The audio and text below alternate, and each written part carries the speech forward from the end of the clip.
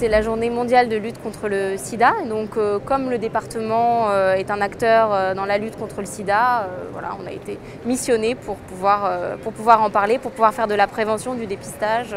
L'idée effectivement de s'être installé ici pour la journée mondiale de lutte contre le VIH, c'était particulièrement de cibler les personnes qui ne vont pas spontanément faire un dépistage. On travaille avec le réseau associatif principalement grâce à les collectifs qui sont montés, notamment de lutte contre le VIH et qui existent déjà de façon très forte en ville. Il faut savoir que nous, en lien avec ce centre de dépistage, nous allons dans les collèges faire de l'information auprès des collégiens.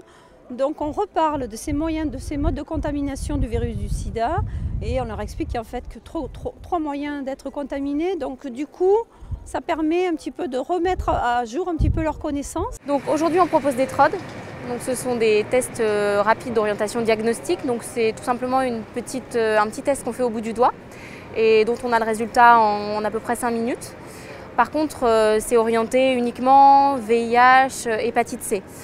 Après désinfection, il y a une petite piqûre au niveau du doigt. Et puis après, avec une petite pipette, je recueille le sang qui... Voilà, je ne l'ai pas parce que je n'ai pas ouvert un kit fiable. Je recueille le sang qui coule. Et puis il faut quelques millilitres quand même, il en faut pas mal, qu'on déverse après dans ce petit tube là. Et ensuite on verse chaque